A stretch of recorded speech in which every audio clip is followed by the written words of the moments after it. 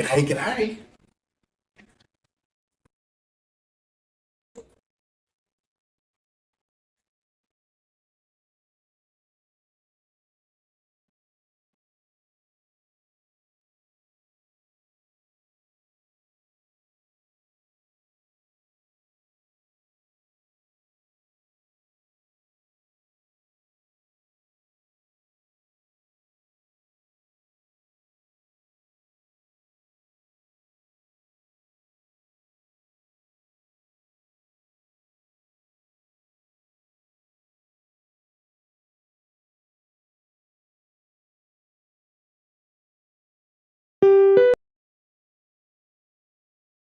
Test 1, 2. Test 1, 2.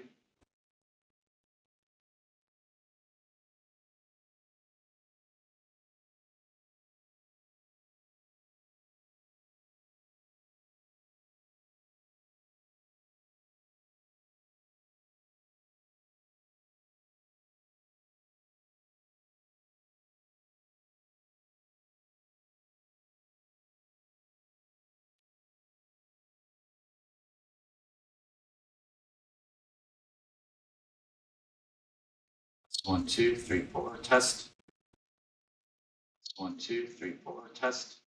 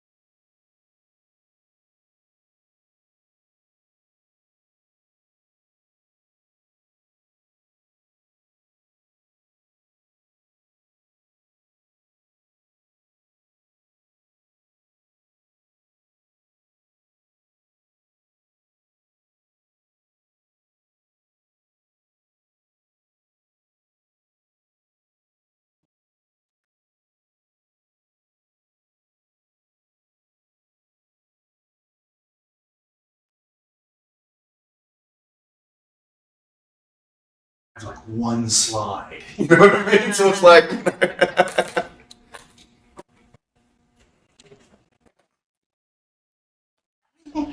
How are you today? Good. How's it going? Good. Good.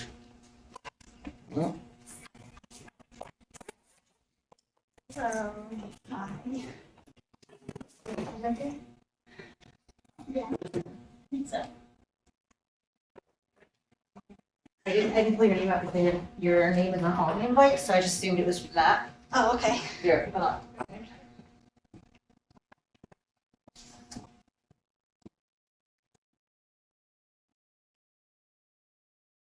Tent, name tent.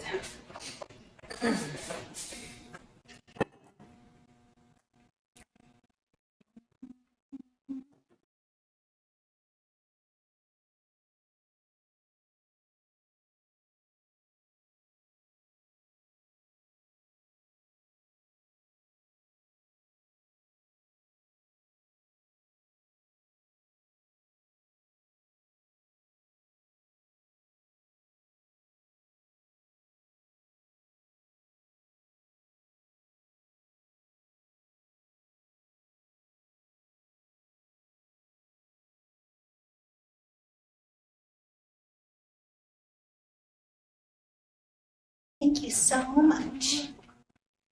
And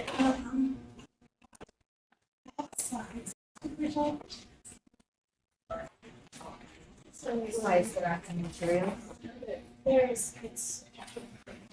The inside, so, Public comment will be there. 382 is there. I don't know if anyone else signed up. it said on the flyer, it's like 3. Hey, hi, how's it going? Good, nice to see you. Here's to 2026. I know, Happy New Year. I love Australian cheer in that. That's right. These are, Kim Worsham is our activities director. How's it going? And CJ Watson, coach of the year baseball. Awesome, how's it going? And, G'day. well, future coach of the year, just hasn't been coaching long enough. Right, I know, but it's coming. Yes, Ricky softball. Awesome, good stuff. Oh, and counselor at West Sylvan too. Yeah. So, thank you. Hats. Well, kid asked him today, you won a championship? Yeah. He's like, I've been coaching here 1 year. I was like, but I won 3 straight middle school games. Oh, nice. So he was impressed by that. It is impressive. And, I need to add that, middle school champion coach. Thanks.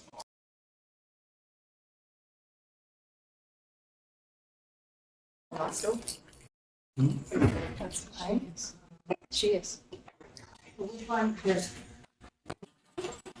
Oh. There's like.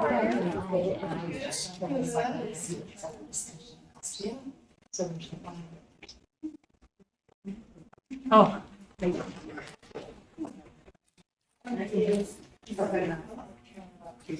one.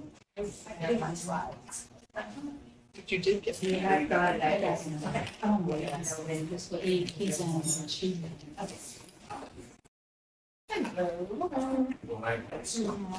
Well, She already. Hi, I just saw your message. How are you today? I'm good. How about you? Good. Did you have a nice weekend? Good. Uneventful. Well, and this. I was at 6. I should pay her for that. I do. Kind of. And I'm like, you know,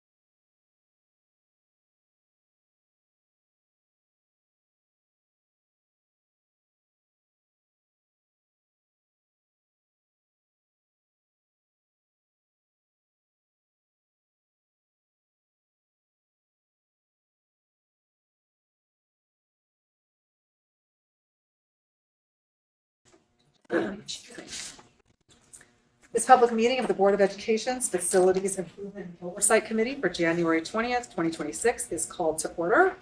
Good afternoon. Thanks to everyone for being here. And before we get started, I'll share a preview of what's on our agenda today.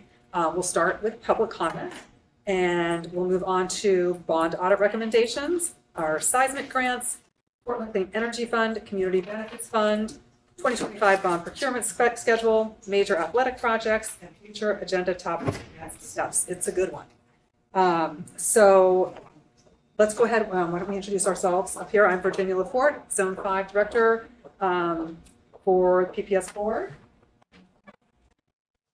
Rochelle Chase Miller, I represent Zone 4. I'm Michelle DePass, board member for the entire All Zones. I represent All Zones. We represent all zones. I'm just, elected out of zone. Patty Sullivan, board member. I'm not really a committee member, but there's a lot on this agenda I wanted to see, so that's why I'm here. Want to do staff as well? Joanna Evenson, Director of Project Management and Construction. Sarah Norman, Interim Senior Director of Office of School Modernization. Hello, I'm TJ Hopkins, Program Director with Presidio. I'm Janice Hansen, the district's internal auditor. Roseanne Powell, board manager. Tom Watchers, Chief of Integrated Operations. John Franco, Senior Chief Operations. I'm Jennifer Eggers. I'm with Holmes, a structural engineer. Hi, Liz Large, contracted. Excellent. All right, thank you. So next we have public comment. Please make sure when you begin your comments that you clearly state your name and spell your last name.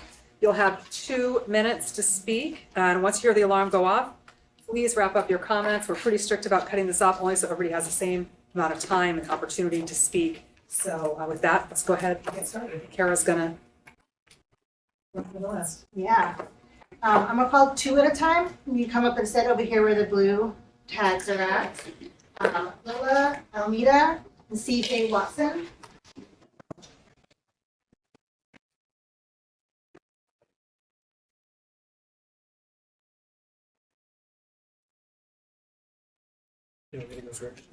All right. I'm CJ Watson, teacher at Lincoln High School. I've served as the head baseball coach at Lincoln High School for 12 years. I'm here today to help you understand the recent history of Lincoln baseball's use of facilities and why it is crucial this project is completed as soon as possible. Over the last 12 years, Lincoln baseball has practiced in over 23 different locations spread across 5 different cities, which doesn't seem acceptable for a high school baseball program. Those 5 cities include Portland, Hillsborough, Beaverton, Milwaukee, and even crossing the bridge to Vancouver, Washington. All 3 levels of our baseball program play and practice off campus. Our games have to start at 4 p.m. because our city park permits only run till 6 p.m. This causes all of our baseball players to get early release up to 3 times per week, even for home games. Our freshman baseball team last year missed a combined 19.5 hours of school to get out for their home games and away games throughout the year. Our JV and varsity missed even more. This is too much class time for students to be missing. We are given Gabriel Park as our home field, which is located in the Ida B. Wells boundary 15 minutes away from our high school. Gabriel Park baseball fields are not fenced in, causing the local community to allow their dogs to run freely, leave their droppings on the field, children to ride their bikes on the infield. Mole holes have completely taken over the outfield, leaving hazards all over. There are no fences. There are no fences for dugouts, leaving just a bench on either side. This is the same setup you would see at a T-ball game.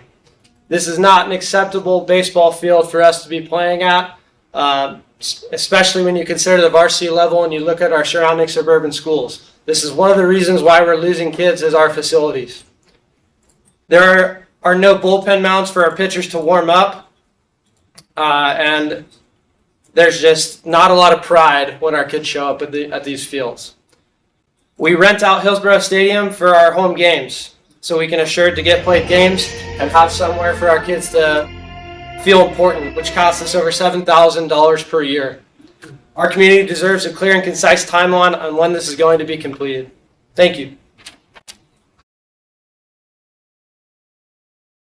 Good afternoon. My name is Lila Almeida, Almeida, and I'm a student athlete at Lincoln High School, representing our softball team.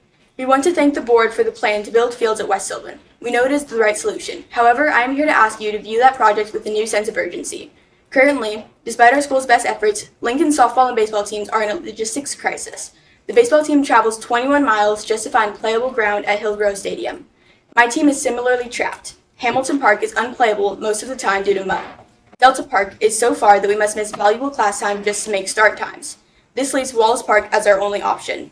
While we are thankful for it, relying on a public park creates safety risks no student should face.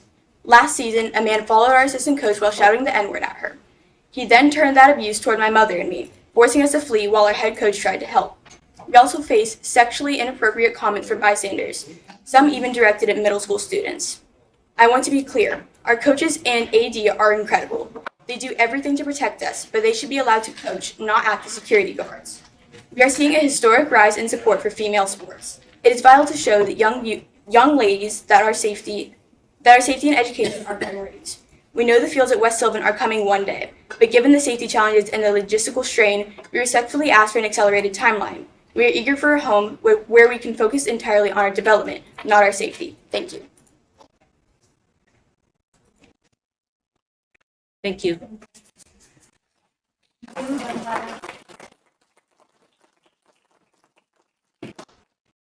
Kim Borsham and Afton Wilcox.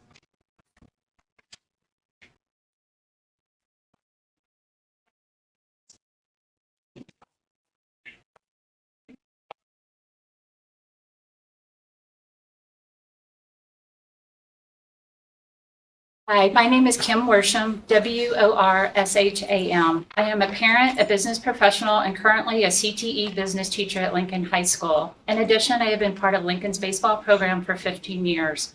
The iconic quote, "If you build it, they will come," came from the movie Field of Dreams. The phrase became a popular idiom for the idea that creating a quality product or experience will naturally draw people to it. In business, you are always trying to balance keeping stakeholders happy and generating revenue. We currently have a Portland problem with both, keeping Multnomah taxpayers in the city while stabilizing the number of students in PPS. Wouldn't it be nice if we could just use our public fields as marketing for the families we want to keep and attract to PPS and PDX? The 2025 bond listed West Sylvan Middle School's field as one of the athletic projects. Did you know that in 2017, we also passed a bond that listed West Sylvan as an athletic project, and we actually received conditional approval by the city of Beaverton in March 2020, but we let it expire. We also had another review in November 2021 with no luck. Now, another 5 years later, we are putting together schedules that have increased cost and timelines that push anything from happening out another 2 to 3 years, 8 years later. For everyone in PPS's sake, how can we focus our city and oversight and accountability committees to prioritizing and getting the jobs done more efficiently? Now, time is of the essence, and while our city, county, and district struggle, we need to all rally around the goal of getting the athletic fields completed ASAP. With design proposals due as late as June 2026, how do we ensure that it's not just a dream that will never come true? We can plan, approve, and build entire high-tech manufacturing plants in Washington County in a few years, but we can't put lights on an existing field or turf on a field that's designed and permitted that was already approved 6 years ago. To all stakeholders, please do the right thing. Consider the weather and the B&W, engage the right people, proactively work with the city, focus consultants, and get things done in the most efficient manner possible before it's too late. I'm assuming we all love PDX, and we need to act now for PPS and our city. Thank you. Thanks, Kim.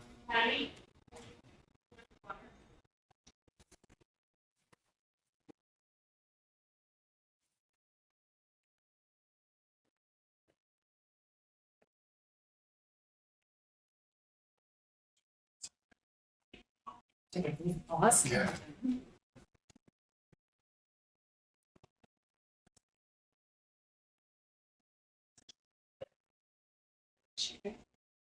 Just coffee. Deliver some water to us. Same. It's going around. Just did that. Oh. Okay. Okay, let's go ahead and we can keep moving. My name is Afton Wilcox, Wilcox. Do I just begin? Yes, please. Yes. I want to start off on a good note. I'm really encouraged by the community engagement and decisive action that PPS took in the sunsetting process with Jefferson.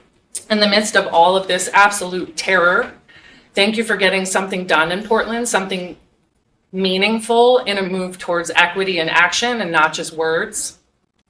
I also want to extend my gratitude to Safe Structures PPS, whose tireless efforts contributed to getting the 2025 bond measure passed. I know there's a real fear that children's lives are in danger, and I would ask everyone in this room, is this the first time you've felt that kind of fear? What would it be like to feel that fear every day in any building, in every building? We need to confront uncomfortable truths about the current system of white body supremacy. This shouldn't be radical or revolutionary in a city that claims to be progressive. I'm not from Portland. I'm from Florida, and lots of folks like to make jokes about that, myself included. I thought when I moved out here I would learn so much about being progressive, open-minded, and welcoming. But like many places, Portland is still very much segregated, and PPS is no exception. I've been doing a lot of learning these past few years, and I ask you all to be open to learning together. Back to facilities. I expected the formula would get tweaked again, and instead you're moving forward with a formula that is completely tone deaf. I don't know if you're rushing the process to receive your grant dollars, but all the funds in question and allocation thereof need to clearly and transparently address meaningful retrofits, save the most lives, provide disaster resources to communities that don't get retrofits. Here is my official request for the public record showing the models used to arrive at the current prioritization formula. I shouldn't have to go through bureaucratic channels to make the same request. I'd also like to state that prioritization decisions absolutely should not move forward until community engagement around school consolidations begins in spring of 2027. Unreinforced masonry and other high-risk buildings should be considered for consolidation. As we move forward reintroducing equity into the formula, I want to remind us that all kids deserve to feel safe, loved, seen, like they matter. All kids deserve to be safe. Thank you. Thank you. Nicole Kemper.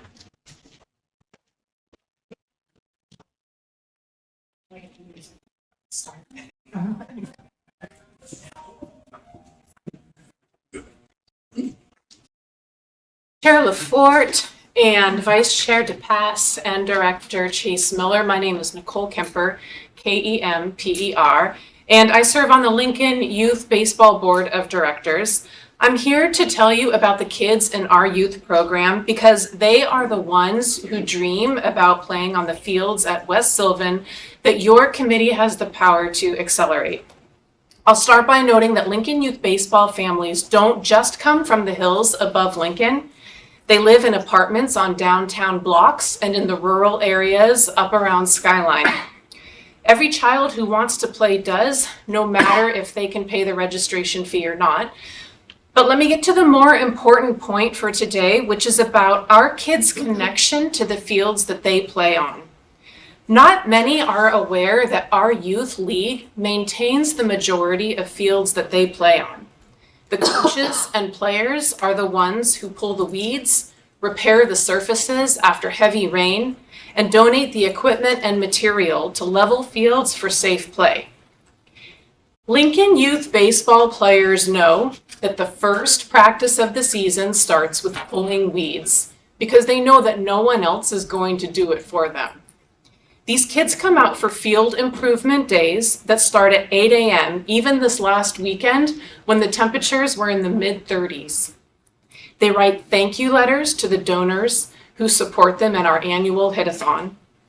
They design their community middle school projects to raise money for their fields because they know that they don't match the conditions of the leagues that we play to our north, south, east, and west, even within the PPS boundary.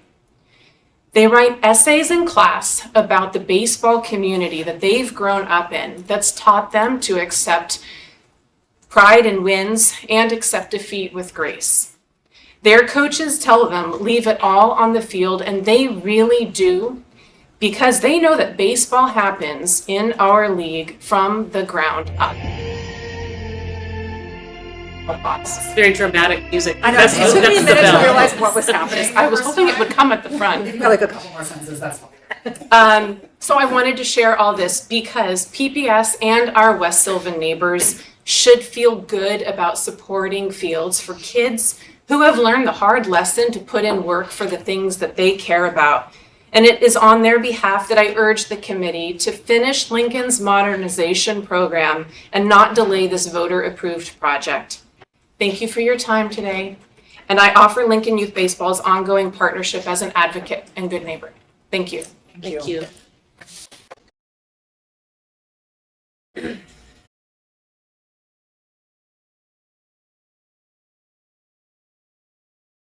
that everyone, Kara? Yes. Okay, great. Let's see. So our first topic tonight is review of our bond audit recommendations. Dr. Franco, would you like to introduce the topic? Sure. Thank you for this. So we started out this last month with a review of 3 audit recommendations. Consistently try and stick to that piece. And so we're going to review 2 today. I'll turn it over to both Sarah and TJ. Am I running the? Here you go. Okay. It's a different presentation. It is, right? This is the auditors. Oh, no, this is the wrong one. Second.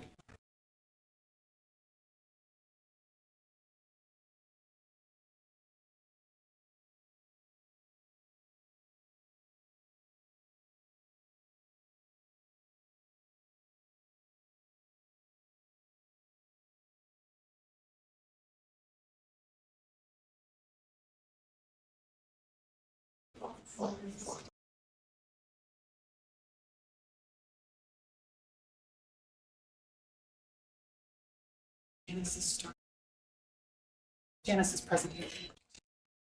Oh. Oh. Did you want to Introduce Janice. Yes. Do we want to do Janice's first? Let's do it. So got you, and then, sorry, it's not in here. So yeah, let's go ahead. Sorry, I'm following the script. Janice, we would love to hear from you and hear, thanks for spending time on this and hear your recommendations. All right. Thank you guys so much for letting me come and talk to you guys a little bit about the Bond Accountability Charter. What I would like to do is just kind of go over some background information with you to help understand how did we get here and kind of what is the recommendations from the contracted external bond performance auditors related to the Bond Accountability Charter. And I'll give you guys some suggestions to think about as you guys go through the updating of the Bond Accountability Charter.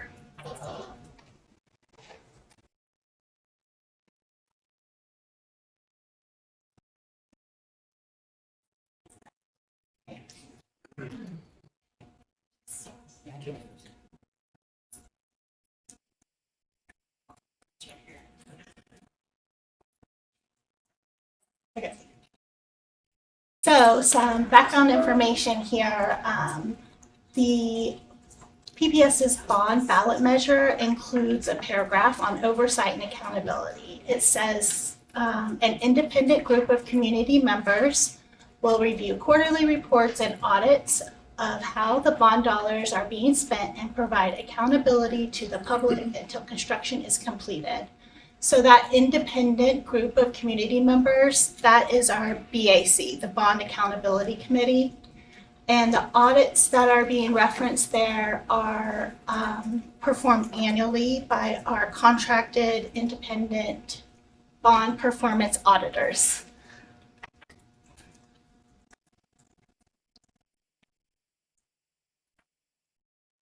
So to start thinking about, so just a little bit of background about what is the Bond Accountability. It's an advisory committee to the PPS board. The roles and responsibilities and committee charges are detailed in the BAC charter. The charter is approved by the board, and members of the BAC are appointed by the board. So I kind of threw in like what's the purpose of a charter to start thinking about as you work through your way in updating the charter. So the external bond performance auditors in their year 6 bond performance audit, which was issued in June of 2025, they made a recommendation to revisit how best to use the BAC and strengthen the committee's roles and involvement in oversight to enhance the bond program and project delivery through BAC's technical feedback and insights on project details. And then it goes on to talk about what could that include. So there's like a couple of the things they're talking about is, you know, providing detailed schedules with a critical path or project priority criteria for review. And then in addition to involving the BAC with the annual bond performance audits. So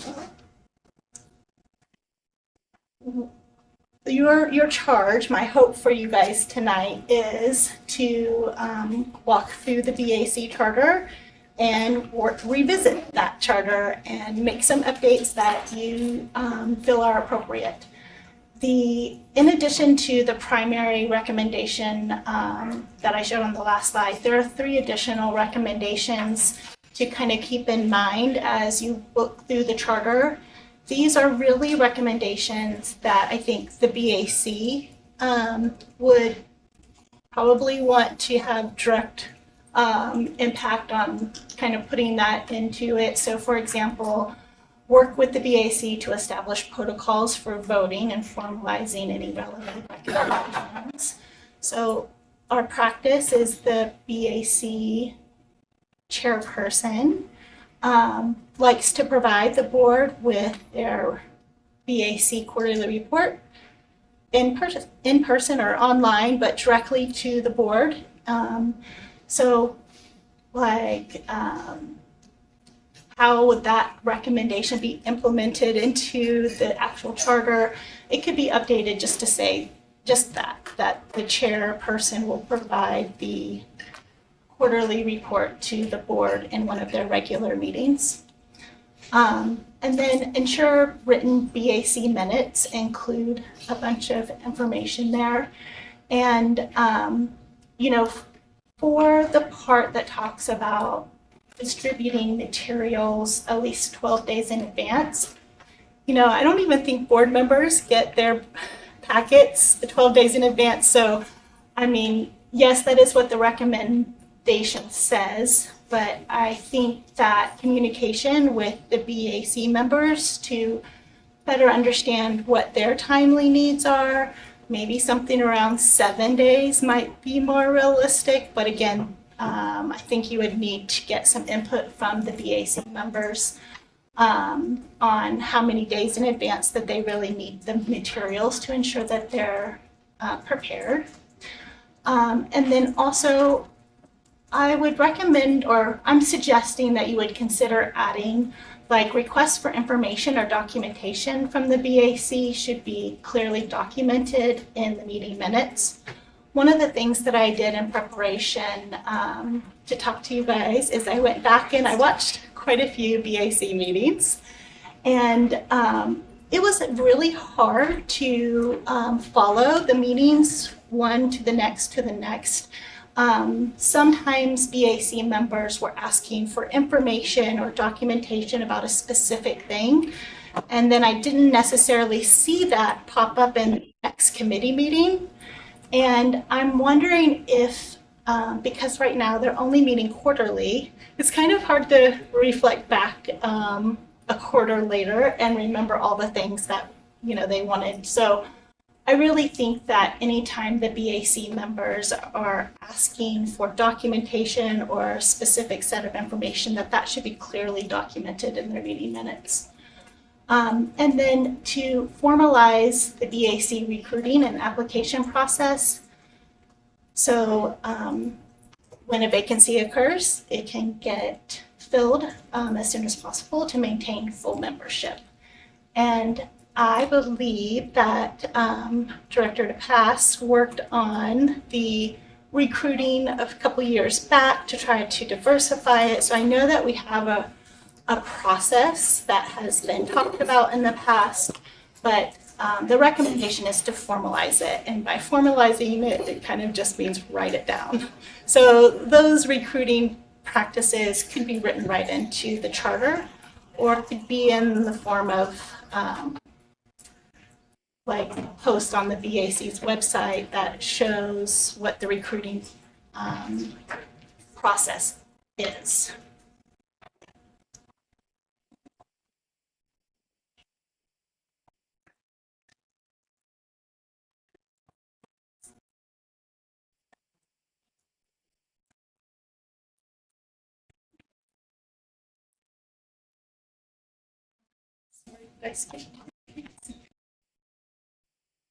Okay, so I also kind of came up with some suggestions on things that I thought you might want to take into consideration as you work to go through the BAC charter.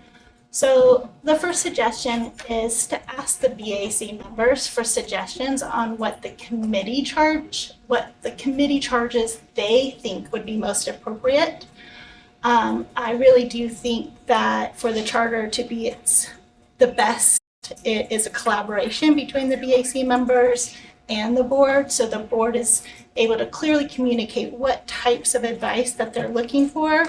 And then in collaboration with BAC members, talking about what types of advice they would like to give to the board members. And then I would also suggest any changes to the BAC charter that you just give them to the BAC committee and have them go through and review them and approve them before finalizing. So I would also suggest increasing the BAC membership to include members with experience related to technology and curriculum. In the 2020 bonds and also in the 2025 bonds, there is a group of funds specifically identified for technology and curriculum. And currently the BAC membership, the charter doesn't ask for those type of skills and expertise. It lists a lot of other expertise, but nothing related to curriculum and technology. And I really think that the BAC membership is lacking those types of experience. So I would really like to see you guys update or increase the BAC membership to include at least one person with technology and one person with curriculum.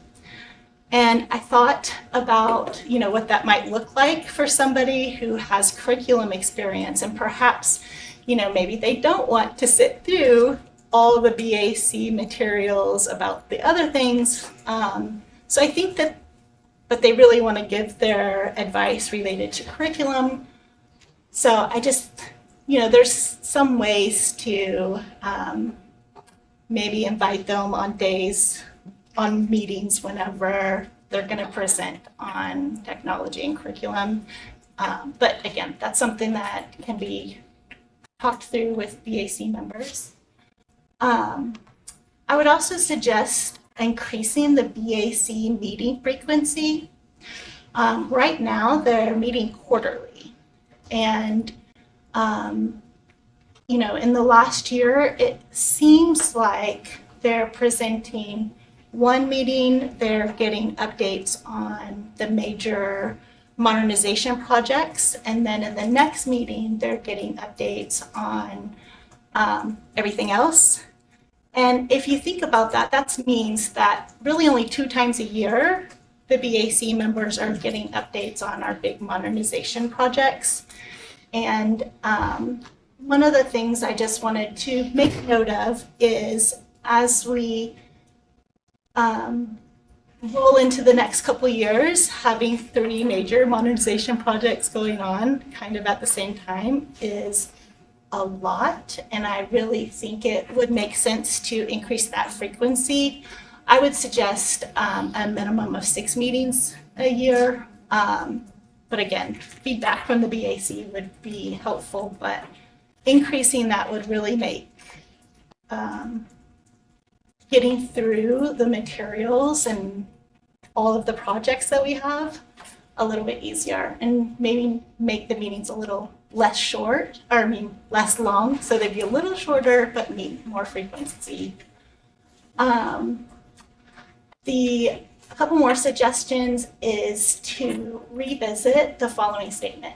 The committee may request additional documents and provide advice to PPS staff on topics agreed upon by the committee and PPS staff. So when I look at this line that's currently in the charter, it kind of throws me off because it's providing advice to the PPS staff. And this is really a board advisory committee. So it's certainly okay to have the BAC provide advice to PPS staff as well. It's just kind of out of place potentially, and really when it says may request additional documents, the use of the term may is difficult to say. Like, how does that actually work? Maybe they request something and maybe we provide it. I'm not sure. So I would really revisit that statement. Make sure that you're asking for advice to the board, because it's a board advisory committee, or clearly distinguishing what types of advice that the BAC could be providing to staff. I would also suggest consider adding a mission statement. Just really missing a mission statement. I think it would really help to clarify what the board is trying to achieve by this advisory committee. I would also suggest revisiting this statement. One of the bullet points in the charter is topics and scope for the annual performance audit work plan.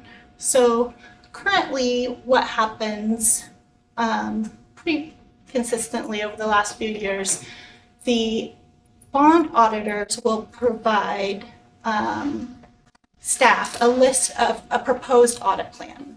And that can include a lot of different things, but then in collaboration with the contract manager, the PPS staffer, who is the contract manager, and in the past that was the director of OSM, and so that contract manager had the ability to kind of go in and say, yes, I would like this scope included in this year's audit, but they could also say, no, maybe I don't want this scope included in this year's audit. And performance audits are definitely different than financial audits, but it would kind of be like our financial statement auditors asking our CFO if they wanted us to cover the auditors to do payroll. Like, those are not really the types of questions that financial auditors present to like the CFO to decide on what the scope of the audit is. So I would really like to see the scope of the audit be recommended by the BAC. So that's why I would like to see it kind of in the charter, that the scope is presented to the BAC, and then the BAC can make a recommendation to the board on what scope they would like included in the annual bond performance audits.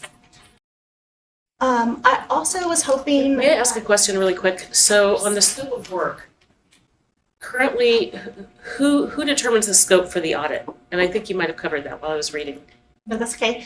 So it's kind of a long process, but typically what happens is auditors will meet with a variety of stakeholders. External auditors? Yep, the external auditors will meet with a variety of stakeholders. So they meet with board members, they meet with OSM staff, they meet with me, they probably meet with BAC members. And what they're meeting with everyone for is to try to gain an understanding of what risks are present, what are the most significant risks to consider in that your scope. So what they'll do is they'll put together a proposal, and the proposal could have 5 objectives or 2 objectives. It just depends on the feedback and what they hear. Once that proposal is created, they send that to the contract PPS's staff person, who's the contract manager for their contract, and that person gets to review the scope and make decisions on what's included and what's not included. Did I answer your question? Is that a contract manager, and is that also someone in management at OSM? Is that executive level? Like who approves what the topics are that are being audited? Who's the final decision? The final decision maker in the past was the senior director of OSM. And so I think that kind of, with our new staff, I think that falls to Sarah. But I don't know, or potentially TJ, but so that would be the decision maker. Yeah, it would be me. That's what I was trying to get at. It's going to be me, and I think one of the big pieces with this is that they also seek feedback before they go out in terms of what we would like them to look at, right? And then they go out and they talk to a bunch of people, and then they list what their suggestions potentially would be, and then we ultimately can determine what we accept or don't accept moving forward. Okay, that was the answer I was looking for. Thank you. Okay, so as you guys are thinking about what types of charges you may want to consider for the BAC charter update, I just wanted to draw your attention to some recent public testimony that seems to indicate a request for the board to provide increased oversight around the bond seismic funds. So something like that could be added to the BAC charter to ask them to provide the board with some advice as it relates to our bond seismic projects.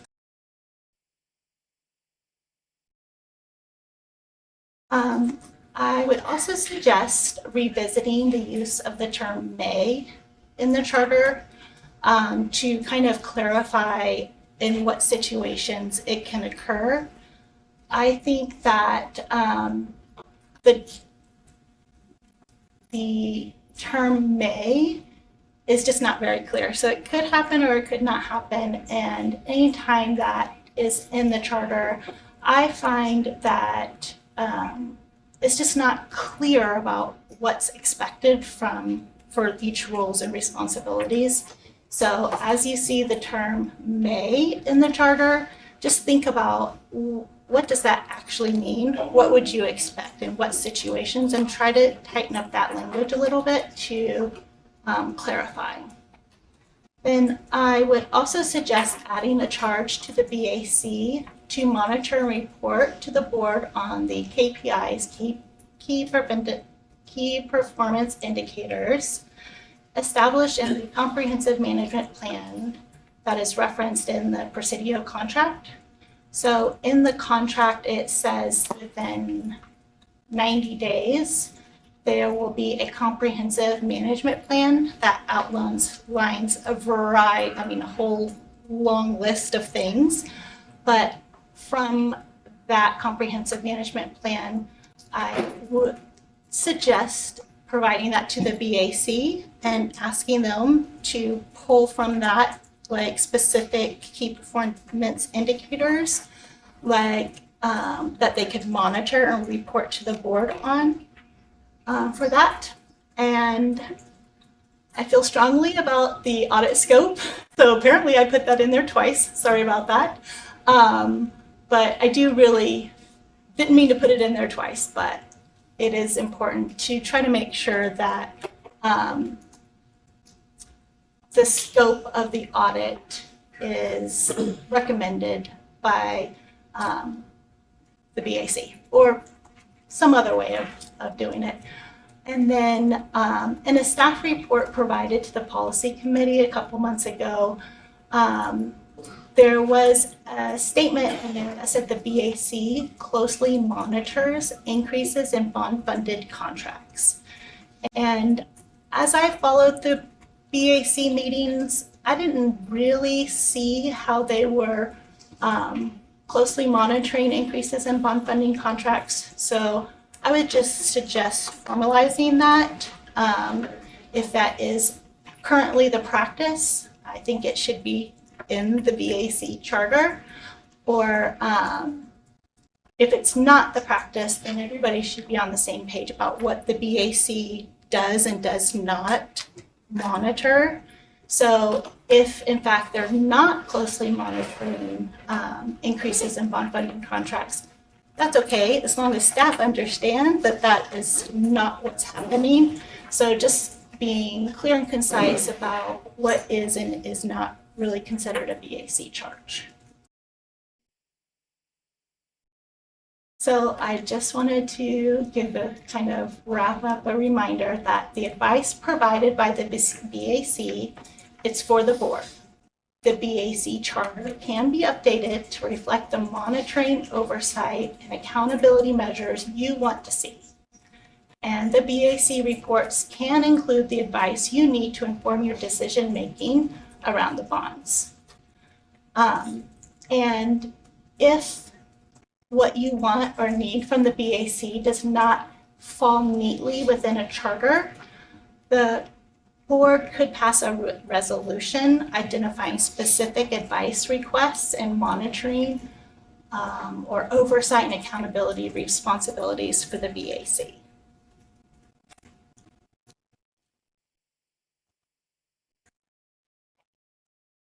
You guys have any questions? I have a lot of questions, but I don't want to go first. First? I said I don't want to go first. I would go second or third.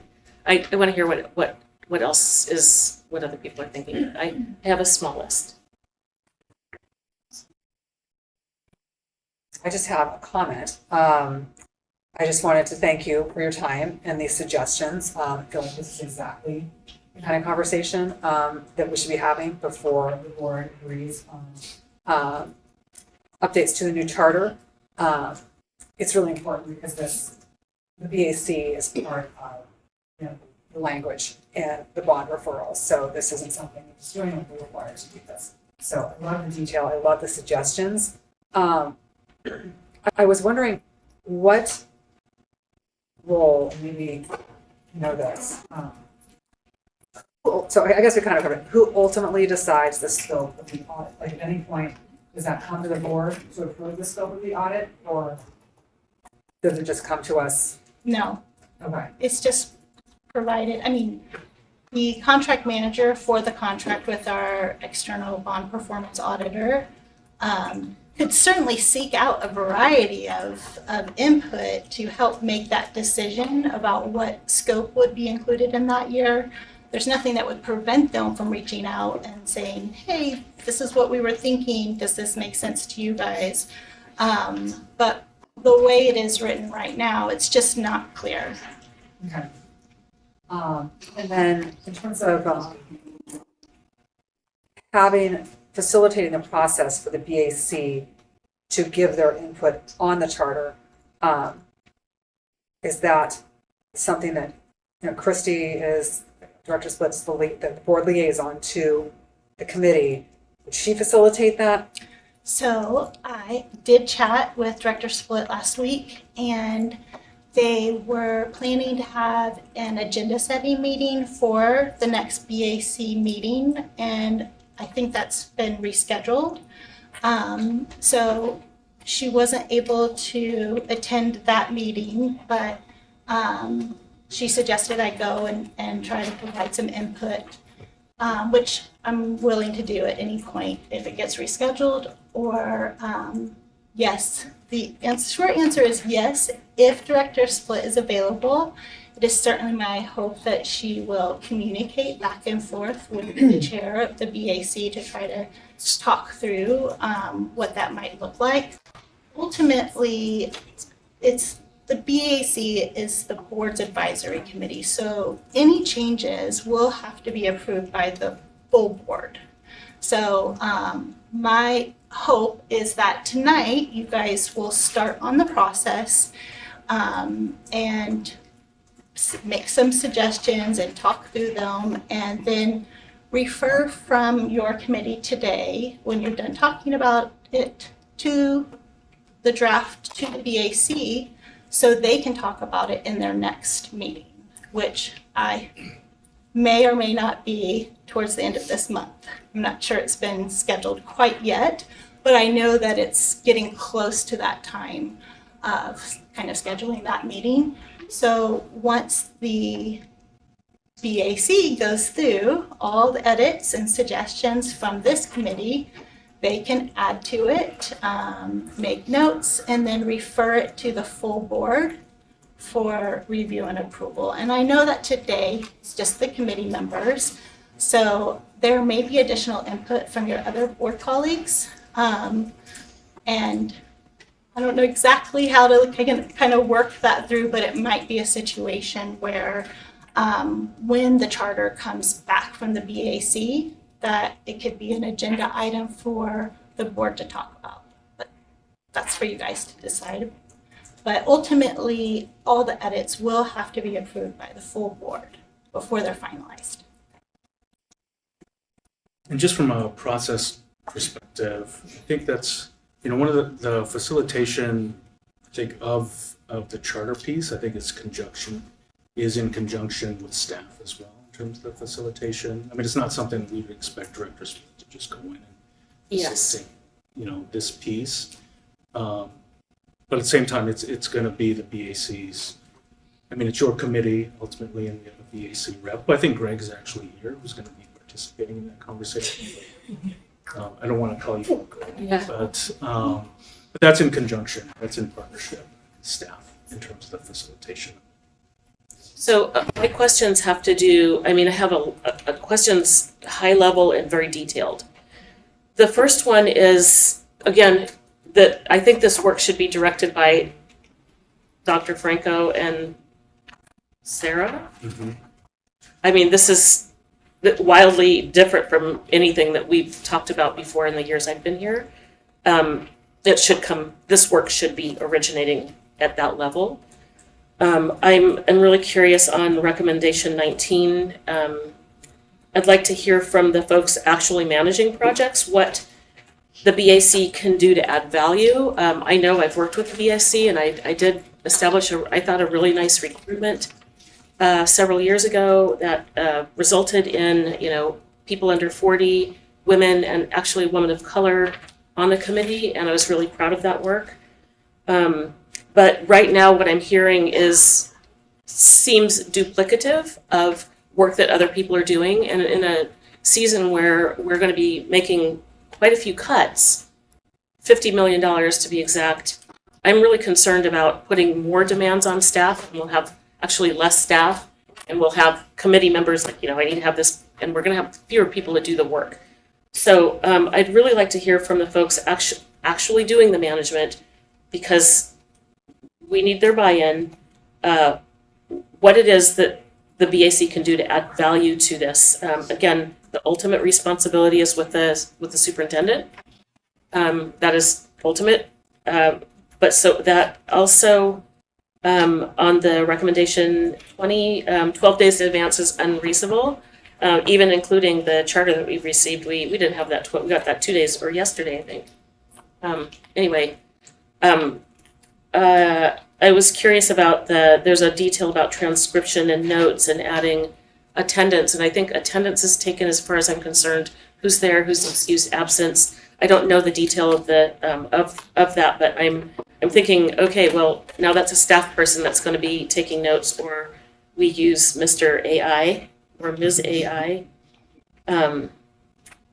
Because the BAC is an advisory committee, I would not want to add more meetings. The cadence is about quarterly right now. I would like to hear from them if they want to meet more and just hang out more together, at 2 meetings. I do agree with formalizing the recruitment and application process. I think that would be great to write that down and, you know, the results spoke for themselves. I don't know where we're at with the committee members, but I think we could write that down and replicate that. My biggest question is kind of where the line's drawn between the BAC, which is an advisory committee, to the board, not to staff.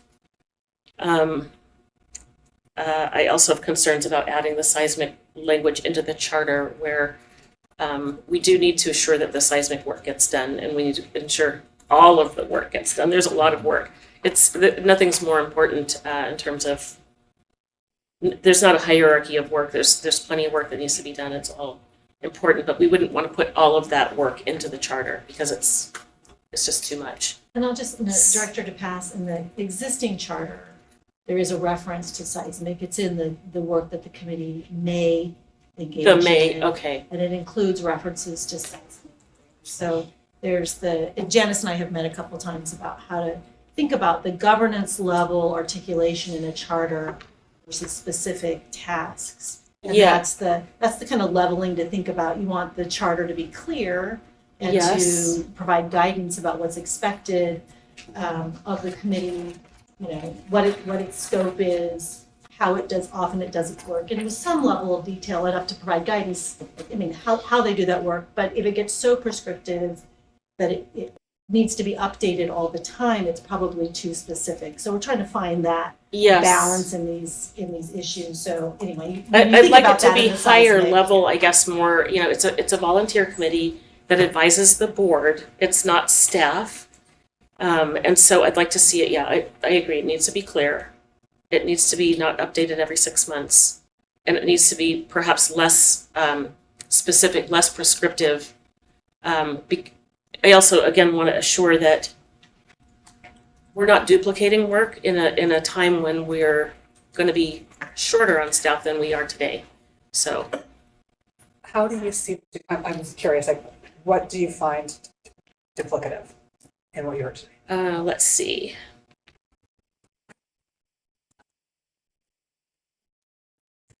Well, so on year 6 recommendation number 19, work with the BAC to establish protocols for voting and formalizing any relevant recommended advice that can be presented in BAC quarterly reports or to the board or provided in real time. I want to know how that would differ from what the staff reports that we regularly receive as a full board. For instance, how are we, again, with a constrained workforce? I'm just curious if there's already a responsibility that's happening in OSM, I wouldn't want to see it duplicated on the BAC. I don't think they need to be working on the same things at the same time. Well, the BAC report to the board is something different than a staff report. It's It is. they're doing, so it's not really a staff responsibility to draft that. I think that the chair drafts it. I'm not sure. Well, that's what I want to clarify though, because right now it looks like we're going to be getting a report, two reports about the same thing. So my concern is just efficiency, basically. And I will say that the pieces around we're streamlining processes, so the level of updates, you're going to get consistent updates to the board, which a lot of the times is going to be information that we have shared with the BAC, right? So there is a level of duplication. Duplication. Duplication. Not duplication. Not duplicity. Yes, duplication. Very So how does the information flow then? Is it coming from staff to the BAC? Correct. Staff gives a report to the BAC on various agenda topics, to which then, so the quarterly reports, they would provide a summary then update to the board, which Kara has provided. I think Kara provided both times, right? Mm-hmm. I guess, and also too, that's on top of the updates that we were getting at every regular session. Right. Okay.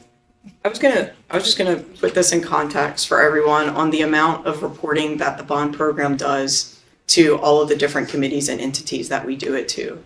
On a monthly basis, we report to the FIO and the BOE. On a quarterly basis, we report to the BAC. We sometimes report to the BOE twice a month if we are on the regularly scheduled board meeting, and then if we are scheduled again in the working session. All of everything that is reported from staff is done with staff. And ultimately, the agenda setting, the reports that we go through on a quarterly basis with the BAC, which they do see the variances within the contracts and how the money is spent, that is done on a quarterly basis. The agenda setting thus far, I've only had one BAC meeting with the BAC committee thus far, just because of where we fell within the year.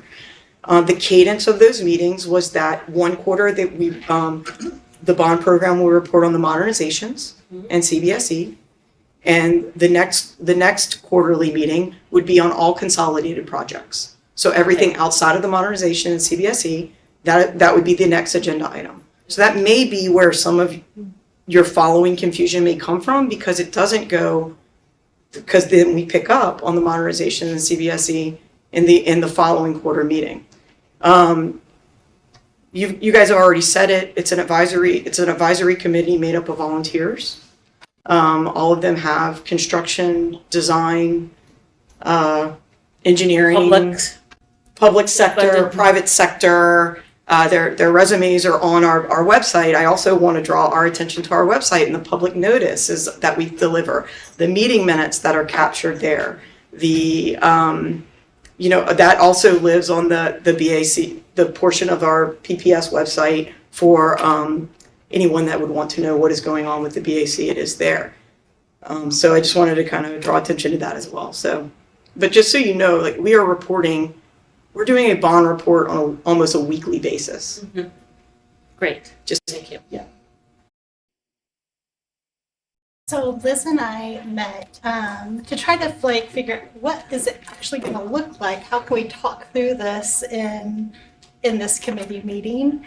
And so I was trying to work on the charter, and other people were too. And we just kind of decided, I'll just make a bunch of suggestions, and you guys can think about them, and then kind of relay which suggestions that you would like to update the charter with, and potentially Liz or somebody else could take a swing at incorporating them to some extent. But I'm just making suggestions for your consideration as it relates to the BAC charter, based off of just my own monitoring of what I see going on, and listening to kind of public testimony and things that I've heard the public ask for also. And I think, the ultimate question is, what does the board want from the BAC? And the charter should make that role clear. What is helpful in that advisory role to the board? And in my job is to take what you want and get it into governance language into this document. What you have is the first draft, that is the first stab at the audit recommendation, most of the audit recommendations, and some other pieces that jumped out. Some of Janice's suggestion, technology and curriculum being, one of the experience categories we consider. But it's the start of the conversation, and the ultimate decision is what is helpful to the board. And I think thinking about this flow of information from these different channels. BAC comes from a different lens than staff, but how will you use that? How do you get the most yield out of that volunteer time that advances the oversight of the body? It seems like their original charter was literally to report back that bond dollars were being spent as intended. That was it. Was very cut and dry. It wasn't, and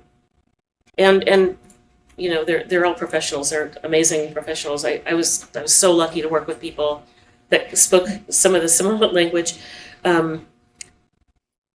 So I think framing it in terms of what's helpful to the board is interesting. I mean, I would be in favor of making it more simple and not, and less detailed. I really like that they were like, no, you can't spend it on this. Voters voted for X. We need to produce X. That seems pretty cut and dry. And they did that very well. And they do that very well.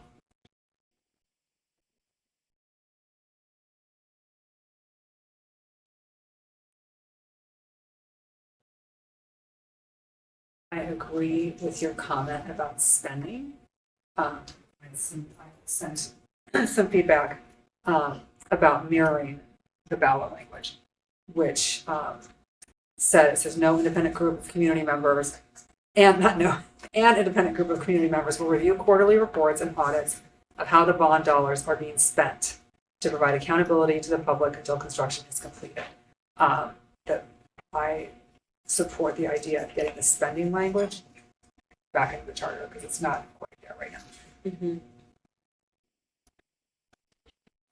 I would like to hear from the committee about how often they would like to meet, because it is a different report. Mm-hmm. So I wonder if it would be more efficient to have 6 meetings for them because it's not just such a huge chunk of work. And I think from the board perspective, we'd only be hearing about their feedback on the consolidated projects twice a year, which feels like we'd be a little bit behind. I feel like I'd be hearing about everything after the fact, so I would be very interested in hearing their feedback. And I also, in terms of I kind of look at it as a scope of work in the charter, so I like specificity. So that we know exactly, and they know exactly what we need them to cover off on. So that's my point of view.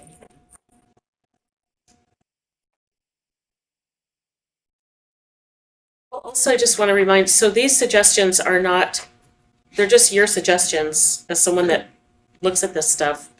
They're not, written in stone necessarily. They're a person's ideas about what should be included.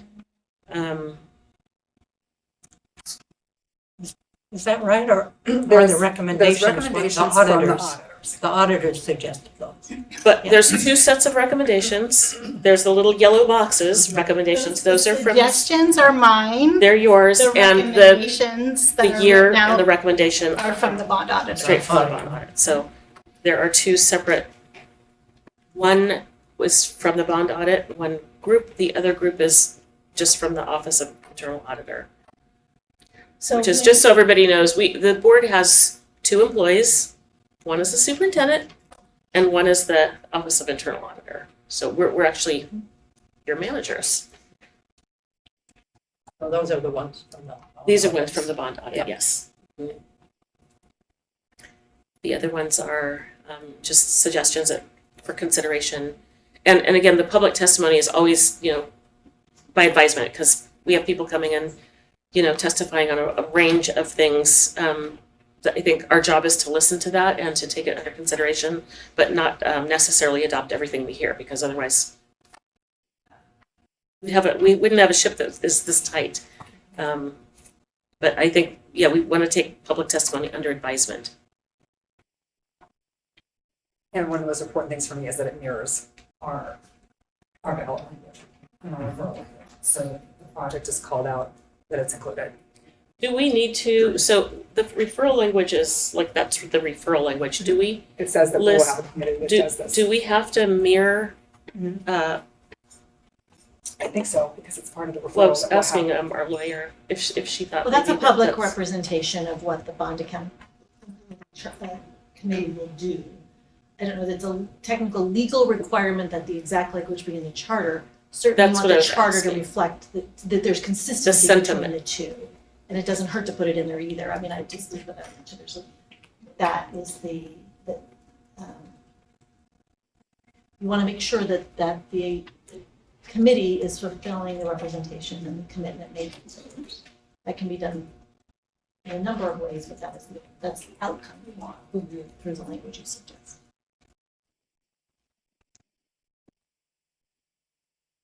Sorry, just one more thing.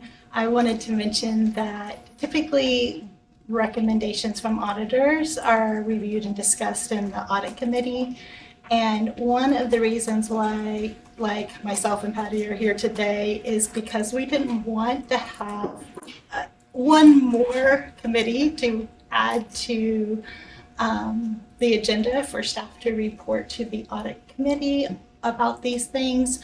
So we are trying to go where the staff are already here and all the expertise are already in this committee. So we were super mindful of trying to cut down on the amount of different committees that need to be reported to where we can. And so just FYI, like typically we would talk about audit committee recommendations in the audit committee, but in an attempt to try and reduce the number of committees, we're trying to come to the committee where the recommendation can be talked about. So it makes sense for us to give I'm trying to figure out like how it's wired, our individual recommendations to the audit committee before it comes to the board, or are we having like a larger discussion as a board about this? My understanding, or can decide how it wants to handle, but my understanding is it was coming here. Right. It was going to the BAC for review, to provide feedback back to this committee, and then it would. That's not because that's a legally required path. That's my understanding. That was the path since the work is being done here. Because I can tell we have a couple of differences of opinion, so I'm not sure if we would make a recommendation as a group and figure out how to do this. Well, as the next step, it needs to go to the bond. Well, I think we have a draft in front of us that I would like to add some edits to it. I mean, I like the red lines generally. I've skimmed them. I haven't read them, but I skimmed them in between work and work. I like them generally. I would like to add some just commentary to that document. You want to talk through it? Well, I'd like to write it because I'm a better writer than a speaker. I don't know that I would get it done today, but I can prioritize it, absolutely. I think looking at time also, maybe it would be helpful to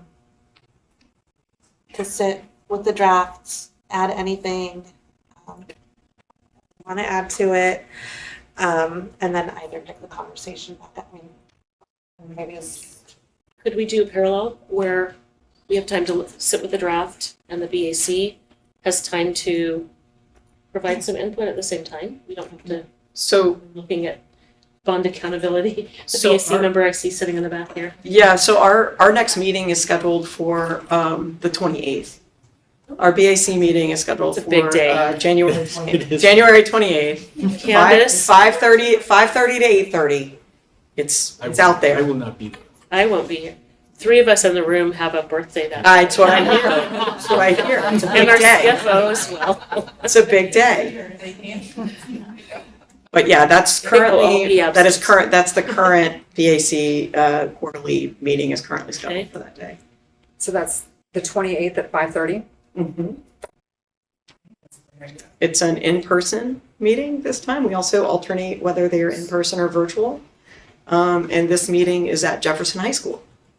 Yes, go demos. So maybe what we do is have. Got a former, you're right. I mean, of Jefferson? No, I wish I. Okay. Did you work at Jefferson at all, or? Okay, you just love the demos. And all athletics.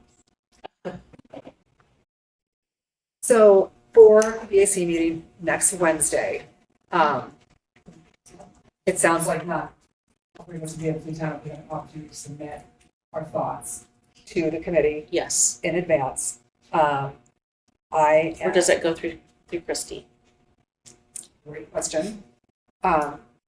That might make. I think you want to send them like Okay, can to send them you. legal, I'm a legal assigned attorney to the BAC also. Okay. Can Okay. take those, incorporate them, so they have the options, the materials, Janice's recommendations, and then we Okay. can get that together if you send them to me, and that avoids the creation of a Serial meetings. That's exactly what I'm wondering. Yeah. Okay, so if we send them to you, that avoids that, and they'll make their way to the BAC? Yes, yes. Okay, great. Okay. Thank you for all of your work on this. It's more prepared for the next couple of weeks. Update the charter, so, it's a little clunky, but I love that we're having this conversation before and not during after, so thank you. Yeah. All right, so, thank you, Janice, thank you, Dr. Franco. So, let's see. Here. Last, we have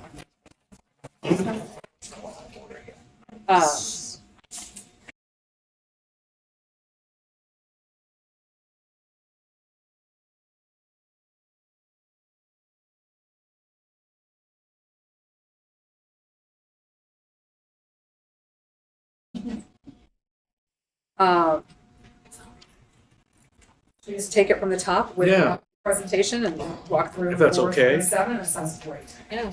Okay, so we have 5 things to provide some updates on, as you can see here.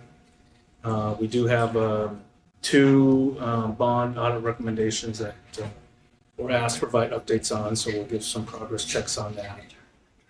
Also, Jennifer Eggers is here from Home Structures. We could talk a little bit about where we're at in regards to our grants for the seismic.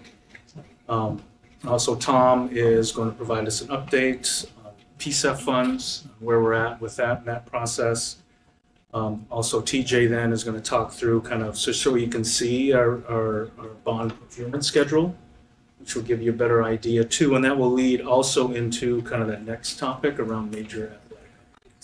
And Dr. Franco, just Yes. a point of clarification, in the interest of time, and that we just talked about the bond audit recommendations, do you want to jump to the next? We move forward? Yes. Okay, great. Chair, It's the chair's Chair. decision. Good suggestion. Nice. Well, they're different. The some of the ones unrelated to the charter. Yeah, unrelated to the charter. Unrelated to the charter, So, sorry, yes. slide the year 6 recommendation number 5, the written plan and methodology for allocating contingency funds. Yes, so sorry. we'll move to this one, and I'll turn it over to Sarah to kind of talk through this. But this one is, the recommendation was to develop and formulate a plan or methodology for allocating bond contingency funds, including identifying how project savings will be assigned to other bond projects or returned to the 2017 program contingency fund. So, Sarah, you Yeah, I mean, again, this is the 2020 bond program, and it was a recommendation made by them, and we're currently working through trying to reconcile the 2012, 2017, and 2020 bond. And so we kind of wrote a paragraph about how if there is recognized savings within, or it goes into a contingency, and then we go back to the bond language to make sure that we have fulfilled everything that was requested in the 2012, 2017 bond program. And if that truly is, at that point, if it truly is savings, then are we moving that forward into the next bond? What are we doing with that? Yeah. Yeah. And so what we have been doing in some of the bond programs, we've got kind of seismic that's been in a few, right? And so some of that savings has been identified to go into a seismic because it sticks with the bond language within that bond program, and there's a need. And so re-roofing is a good example as well. We had roofing in a couple of bond programs, and we could only touch so many. And so then we recognized some savings. And so because that was part of that bond program language, we added additional re-roofing projects to that bond program at a later date. And so that's kind of how it has been working. And I agree, it needs to be formalized, it needs to be written down, it needs to be all of those things. And we're in the process of working through that and making sure that that happens moving forward. Excellent. Sounds like an improvement over our practice. We're working.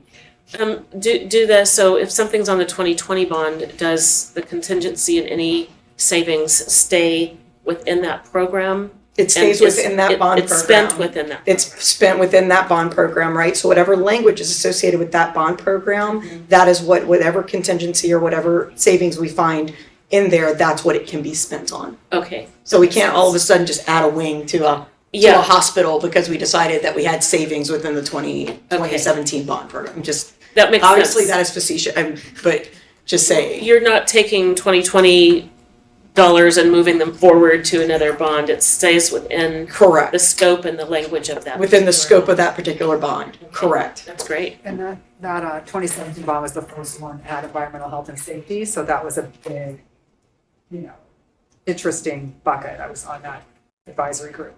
And so there's a lot of room for opinion in terms of like, is everything completed?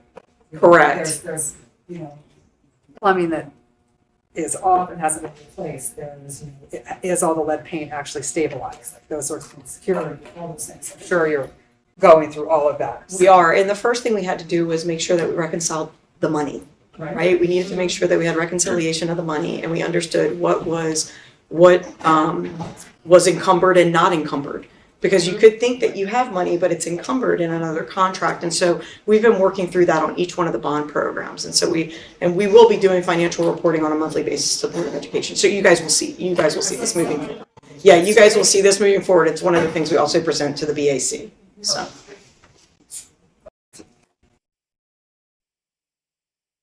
Okay, so our next topic is just to give you an update in regards to seismic, and Jennifer's here to kind of talk through update in terms of where we're at with grants.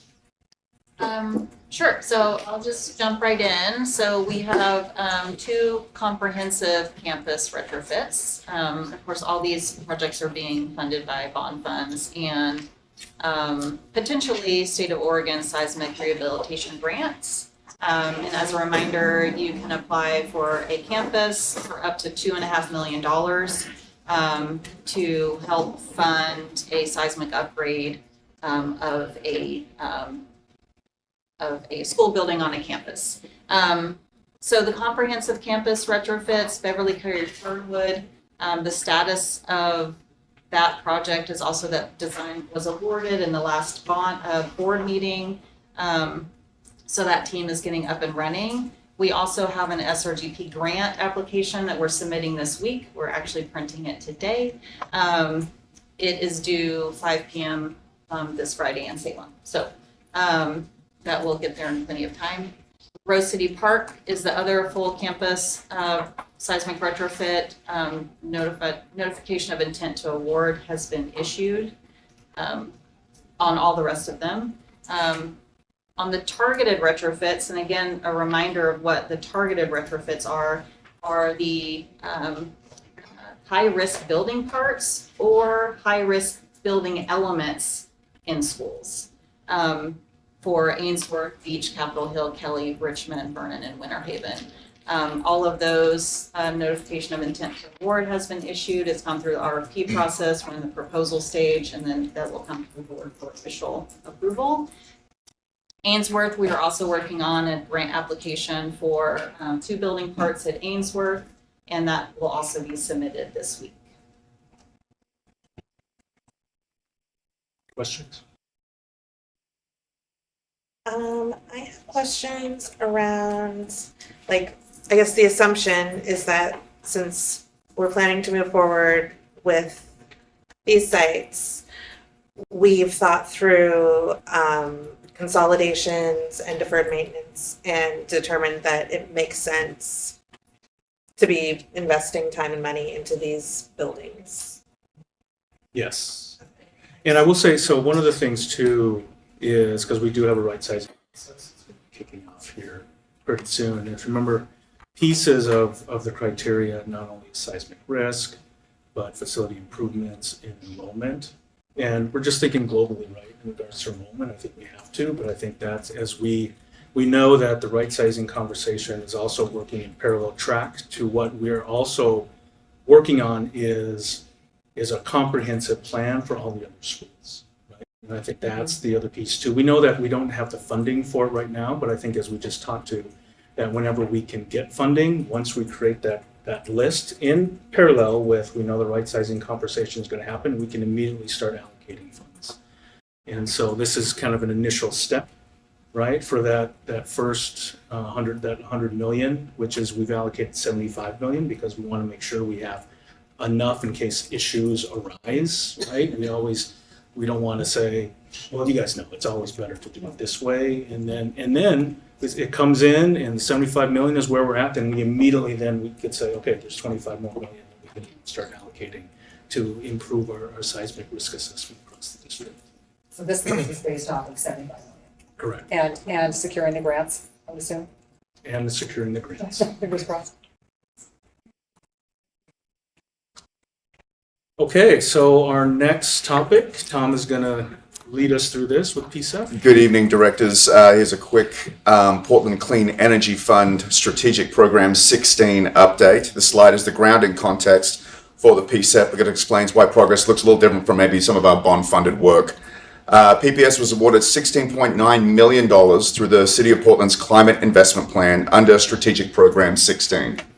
Of that amount, $10 million is PAT agreed upon and can be used for thermal comfort improvements. Importantly, PSEF dollars are not advanced up front. Funds are released only after proposals are approved and then in phases. Each phase must be fully completed, invoiced, and reconciled before we can request the next tranche. That structure protects public dollars, but it means sequencing and timing matter. So the takeaway here is it's not a delay issue, it's compliance and cash flow structure. Additionally, we did lose our amazing energy and sustainability senior program manager, Erin Pressberg, a few months ago, but we are in the late stages now of hiring a new person who actually leads this program. At our current state, we've completed technical energy audits at 12 schools, which is the foundational step required by this PSEF before any construction funding can be released. We have $700,000 in planned near-term projects focused on lighting and weatherization. These are eligible, lower-risk scopes that improve comfort and efficiency while we wait for larger construction approvals. In parallel, we've submitted thermal comfort design funding requests for Arleta Elementary, Arleta Annex, and Clark Elementary. That design work is what positions us to move quickly once capital funding is completely authorized. Looking ahead, 2026 work will focus on early design, long lead equipment procurement, and hazardous materials coordination, all of which are critical path items that reduce future construction risks and schedule impacts. All of this is ultimately a relationship with PAT. We're in lockstep with them on these, especially for that $10 million. The bottom line is PPS is progressing PSEF work within program requirements and coordinating closely with capital planning to ensure that projects are positioned for construction once each funding phase is approved. So we are coordinating all of our PSEF projects with our long-range capital plan as well. We are operating exactly within the funding rules, which is frustrating, but we are operating within those rules. Funding work that's allowable today, protecting the district from financial exposure and ensuring we can execute quickly when the next funding approvals come through. Concludes my briefing. Are there any questions? Will we continue to apply to PSEF funding? Absolutely. So, I was curious about energy auditing. Do you have several firms doing energy audits, or? We do have 2 firms doing energy audits. I was just curious about that. I've worked with one of them quite extensively. Okay. So I don't know if it's the same one, but I was just curious if that was kind of a competitive process. Sure. So with the 16.9 million, when that was awarded, don't we have to have the projects planned by June, or we lose those 2 years for PPS to come back with a plan? We lose a year. We wouldn't lose a full year for 2 years. So would we lose the money? We wouldn't lose the money overall as long as we can still spend it within the 4-year program. Now, and then there's 2 different programs we're talking about here, because there's the student-led one, which is a 5-year, $10,000 a year, which is very much dependent. If we don't use it, we lose it. Whereas this one's a little different. It's a direct award. The $16.9 million is a different pot of funding than the student money, the $10,000 at each side. Okay. So for the student money, we heard Yes. from one of our teachers was leading that at Roosevelt. What sort of process or do we have in place to make sure that we're capturing those projects and that money is being So spent? previously, and I'm saying this before the end of the year, and like I said, that manager left, and so there has been lag, 100%. We haven't let it slide, but towards the middle and end of last year, we had a lot of engagement with the schools, a lot of ideas coming through. As you can imagine, when the money was awarded, everyone was very, very excited, and then we had to hedge some of that excitement with some constraints and operational constraints because everyone wanted to build things that would cause, I don't know, some other pest control and things like that, all stuff that has second and third order consequences. But we have narrowed down most of our sites. Approximately 90% of the projects are approved about, okay, this is what you want to do. Great. Is this a sustainability plan? So right now we're doing fine tuning on a lot of the student plans so that can be sustainable for over the next 4 years and beyond. And then, so that's $10,000 every year for 5 years? Yes, technically it's 15. Okay, 10,000 for the project, 5,000 for a manager. got it, okay. And then for the 10 million that's PAT district, have you met with PAT yet? Personally, no. Unfortunately, PAT President Benny and I we're crossing streams every single time. We've been playing phone tag for about a week and a half now. Okay. So I have not met with them, but I know that they have been met with, but I cannot confirm exactly who that was and when that was, which is why I'm really excited to get a hold of President Bonilla. I just want, yeah, that's great, because I just want to make sure, because we talked about a quarterly cadence Sure. in September, and we were hitting that cadence with our members. So that's great. And then so for Arleta and Clark, how were those two selected? Based on thermal comfort and based on preventative maintenance issues with money that we could have meaningful projects done in a quickly amount of time, fast amount of time, so that we get some quick wins to help those sites. Great.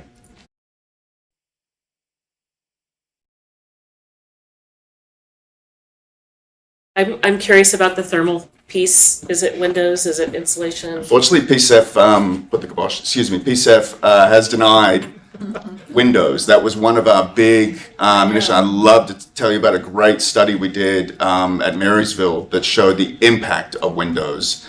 It was really impressive. So windows, unfortunately, PCEF has said no longer. Originally it was. Yeah. Now it is not, which has forced us to change a lot of our plans. So Sure. PCEF rules are a moving target that we're constantly trying to keep They on are. straight. So are they talking about heat pumps then and other shell improvement, or? Because it seems like windows would be. We did a bunch of weather stripping. Yeah. Instead of the windows, we went to weather stripping like around the doors, so you know when the air's like flowing through. Yeah. So that's actually quite a bit, keeps a lot of that air on the Yeah. right side of the door. Was it pressure tested? Were the buildings tested?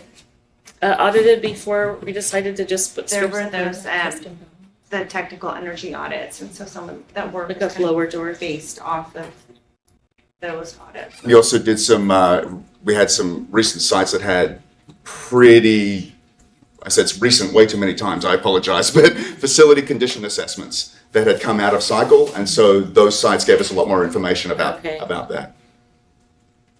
Something, just because you mentioned windows, and if there ends up being money left in the 2017 bond, a lot of those old windows, they are lead paint, they do generate lead dust, so I would suspect that could easily fall into that bucket in terms of stabilization, maybe kill some birds with one stone. But a lot of them are painted shut because they've taken care of, addressed the lead issue by painting it over. Now you can't open them. Yeah. So there's no dust generated if you can't open them.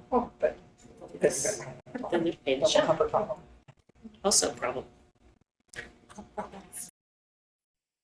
Okay. Go ahead. Thank you, John. Yeah. John, good evening, directors. I'm super excited to share with you our procurement schedule. So this is for third-party services supporting across the 2025 bond programs.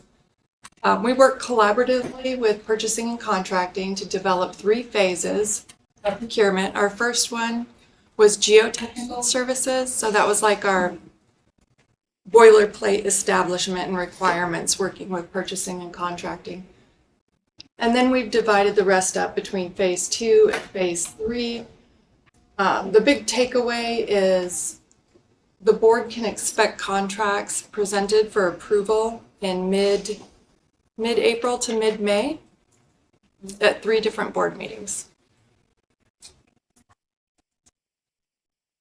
Questions? And these are all owner services that are necessary in order to execute all the programs that are in demand for the 2025 bond So program. my next question is, what exactly is it Yeah, for? this is for us to do anything that has to do with the 2025 bond program outside of the modernizations. This is for, so, and even, we're actually gonna. CBSE, athletic fields. Well, CBSE is 2020. Well, so, but we're gonna use these consultants on them too. But yes, this is these are owner contracted consultants so that we can get land use permitting going, so that we can get bridging documents possibly together before we go out to bid for a full program. It's a way to have our programs in design and in permitting quicker while we're planning on the construction. So and this also, I just wanted to mention, this procurement schedule was shared with the Board of Education for your 13th meeting that we unfortunately did not present at, but this information was included in there. So if there's any questions, please submit them to Roseanne or any of the staff, and we're happy to get back to you guys on any questions that you might have. So this is sort of like the other projects in the 2025. Kind of, yes. I know. I hate to call it that because it's all, but it's huge. So but these will help us expedite the schedule that are necessary for everything that happens within the 2025 bond program. Is there anything on this grid that you're anticipating not hitting in January in terms of all of these RFPs? So the RFPs will be opened by the 29th. Is there any, are we tracking? We're tracking right now. We've got a little bit of wiggle room on a couple of these, just because depending on how many interviews and things that we need to do regular for, you know what I mean? So we've got some wiggle room, but right now we're tracking and we're getting them into, along with everything else that goes into purchasing and contracting, I want to say that, we're getting these in there as well. So yes. Yeah, and our milestone dates for the board meetings per phase, you can see that first one is April 14th, and then the 28th, and May 12th. Like those are we're still tracking those days. Even though we may be off a couple days on the RFP, it has not affected that projected date. On the 30th, don't worry. In general, it sounds like we're tracking stuff. Yeah. Okay, so that's a precursor to talk a little bit about athletics, and I'm going to turn it over to Joanna. Evening. So, kind of lead into this and follow on from that, right? So all of that work happens and nobody sees anything happening, right? We get our money. Why isn't it built? There's a lot that has to happen in between. So I know I talked to you all a few months ago, and I was really hoping for a March 1st, these lights would be standing in the air. That may not happen. So we have our permits into the city. I mean, we have our drawings submitted to the city for permit. They're in review. We're getting comments back. We're going back and forth. They are looking for some additional geotechnical information that we found out last week. We've expedited through purchasing and contracting the PO to get our geotech on board, and hopefully provide that update for the city. But that also means we have to go back to our subcontractor and have him confirm that his footings match that geotechnical report. We're in contact with Portland Power and PPL, Pacific Power and Light. Pacific, yeah. And they're waiting also on permitting to get their agreement together with us. The good news is their transformers, one that they have in stock, not a long lead item for that, so we can get that in. And then our own electrician, a lot of this electrical work happens underground. So we're getting that specialty contractor who can do that underground work for us, and they're just a little harder to get down at the moment. All that being said, March 1st, we're reevaluating when we'll actually put the lights up. Because as you are probably aware, track and field has the largest number of athletes of anyone that goes on a field. So we're working with athletics department to determine if we try to do those lights now or later, and later being more like summer. I know there was some concern regarding lacrosse. Yes. And so we will work with athletics, athletics department, everybody's gonna put their heads together to try and find some solution for lacrosse. Just to bring you two up to speed, lacrosse, there is no backup field right now. Marshall is under construction, and Delta Park, where lacrosse normally would have played, is not available. So we've got a situation now where we were working against this March 1st date, and there are 18 lacrosse games, and now those practices and games, which we were scheduled from 6 to 8, cannot happen unless, I would guess that our portable lights are one of the ideas. That was not one of the ideas, no. What are We some haven't of the really ideas? gotten to the ideas. So this is late breaking news as of last week. Right. And only the short week. So, yeah, we're gonna put our heads together and figure out what's best for our athletes. Which direction. I have a question. Is there, temporary lights, everything's gonna cost money. Is there a way to, when you're working in an occupied space, do after hours work or weekend, second, We third kind of shift? talked about that for this particular project. Yeah, just Because curious, it's a like, what brand the- new track and a brand new field, protecting it at all costs is really important. Yeah. So we're gonna have to put steel plating down along it. For To the set each trenching of the or- poles. Oh, okay. Yeah, to set the light poles up, and so those are gonna piggyback around. Yeah. So to try and we can't move them off. When we start construction, we need to yes. kind of just stay there. Needs to be there. Until we can get out of there. Yeah. Can't work a little bit and go away for practice. Yeah. Because of those plating. Makes sense. So in terms of sense of urgency, it's real. I know that the team is concerned about having to cancel their season. So I guess, Tom, I'm kind of asking you, are we in a situation where that may happen? Of canceling lacrosse? Yeah, No. they've asked me that question. No. Because they have to reschedule. Marshall, Diallo, and Team and Odie, they are very confident they can have a place for lacrosse to play and practice. And Marshall Haskins just texted me, and he was supposed to be online, but he said Marshall campus is available. Okay, so that work is done. Spoke with Eric. That's new information. So, late breaking. I guess the bottom line is, we will find a place. And so, once we heard about this, we got together with athletics to figure this piece out. I mean, lacrosse, even though it's a club sport, there are kids, and so we'll definitely find a place to play. And then for the geotechnical report, just because I was so close to this project, there is one that exists. Correct. So it's we do not have to redo one. We just need to we need to have on contract the geotechnical engineer. So he can go back to his old report and write a letter. Got just it. Affirming. So, Okay. yes, the city is allowing us to just update. We did an updated letter in 19, so we're going to do an updated letter now. Okay, that's great.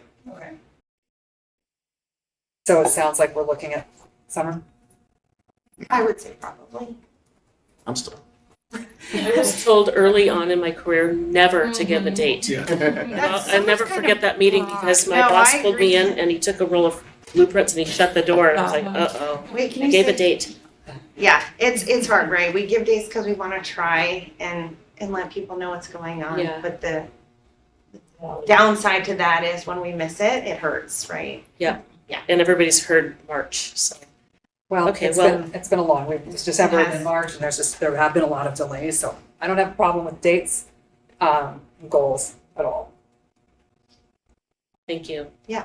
And so the next part of our update is all the other 2025 projects. So there are quite a few of them. There's some related to modernization. There's some related to athletic hubs. There are baseball and softball field projects. So All of these require design, and many of them require land use through the city. So as TJ said, we've got the RFPs out for design teams right now. As soon as those come back, then we can figure out which design teams are on which projects. We're also trying to really refine our land use and streamline it, right? So we can begin kind of that land use process at that time as well. So just I wanted to explain that a little bit better if you don't mind. Yeah. So the procurements that we are doing are pool procurements. And so what we're doing is we're qualifying all of our architects, engineers, geotechnical, any material testing, all of those agencies at once, and then we are having that gives us a selection pool that we then can divvy out the work. So we're running the procurements on a program basis instead of a scope of work by scope of work by scope of work basis. That means that we will have multiple projects within the 2025 bond program in design and engineering to then execute construction instead of picking something, figuring it all out, and then having to do the design and then the construction at the same time. So what was happening was procurement was being done on a project by project or scope of work by scope of work basis, not on a programmatic basis. So I just wanted to explain that to you so you understood what Joanna meant when she said, once that we can award them, that's what that means. And we're gonna be doing it on a campus by campus basis. So you're gonna be able to see from a campus what's being done at that campus and who's assigned to it and what projects from the 2025 bond program will be at what that campus is getting from the 2025 bond program. We have a lot of work in place. None of it's flashy, none of it's shovels in the ground, but we've got a lot of work going on by the team behind the scenes for sure. I love that you've reconsidered the procurement process, and just because you're stacking things up. Yeah, I really like that reconsideration of like having a pool that you can draw from, so the projects are not experiencing gaps in the schedule. I think that's really clever, and I know we'll see the benefits as we get multiple projects going at the same time. I just wanted to explain No, that a little that's bit. fine, that's perfect, and it kind of wraps Sarah. back around, right? So when people are like, bond's here, let's go build it. Yeah. Part of our building process, right, is all that stuff nobody can see. And so you won't see the golden shovels for a while, and it's typically like on these athletic projects, I'm not even talking about modernizations, right? It's 12 to 18 months before we can start with actual physical construction. That's on your own land, right? That's on your own land. That is without land acquisition. Correct. That's right. That's on your own piece of property. So the land use though, if it's a field that's already there. If it's a field that's already, that's why I say many of our athletic projects. But the So newer ones need land. If need we land are use review. replacing an existing turf field, so like what we did at Grant, that is there's no permit needed for that because we're taking that up and we're just replacing the same material down. So if we're replacing grass, does that require a land use permit? I think so. Yeah, okay. So I think that's happening. It's not a with change. Roosevelt. And so. And even with, let's say, expanding of the grandstands, you're adding people, so again, land use. Like, it's And the yeah, same because thing, it's engineering just getting involved. slightly bigger. If you shift the field 4 inches because you want to put something near, land use, so. Could you provide a list of all of the projects, like all bond athletic projects? Could you maybe follow up before the end of the week and just send us a list of like what those projects are and what RFPs have been sent out? Yeah, so no dates. So no RFPs for the specific, I shouldn't say no. There are a couple of. Do you want to know what projects are in the 2025 bond for athletics? I mean, I know what they are. I just want to make sure they're covered because I'm wondering, I'm thinking about Powell Park, which is a little bit. Powell Park still, so we have Grant High School lights, Grant High School seating, Roosevelt High School turf, softball field turf, Roosevelt High School grants. These are not in order of any.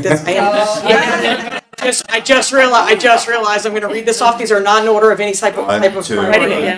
I'm literally just reading. Roosevelt Grandstand, West Sylvan Middle School Field, Marshall Hub Field and Lights, Jackson Hub Field and Lights, Franklin Upper Fields, Jefferson Field, and Powell Park. So we're tracking all of them, and I believe that this was presented back at the either FIO meeting in September or I could be wrong on that, but I think it was September. Yeah, and somewhat of a planning time. There was somewhat of a planning timeline, land use timeline, and then construction timeline associated with that. So for grant, I brought this up too, that, there's a whole master plan that I know we need to reconnect, to see like everything that's in there, because there are still things like, there's no scoreboard, there's no bathrooms, there's no ticketing, there's no fence.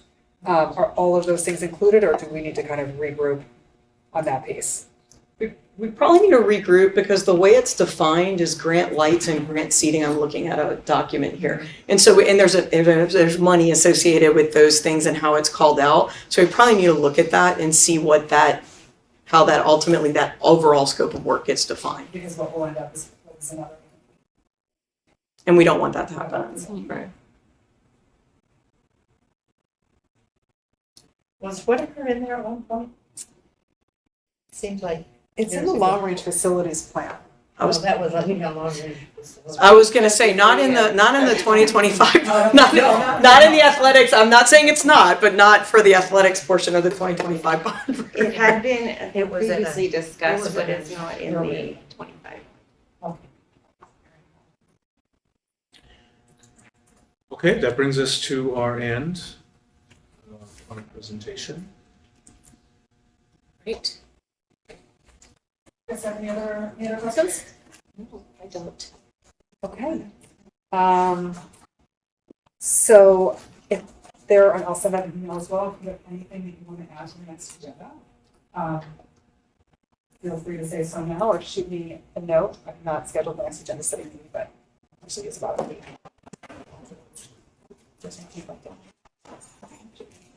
Okay. So our next meeting of Facilities Improvement and Oversight Committee is February 9th. Wow, that's soon. How'd that happen? Yeah, it's like in a week. So yeah, this meeting is adjourned. Thank you so much, everybody. Thank you. Thank you.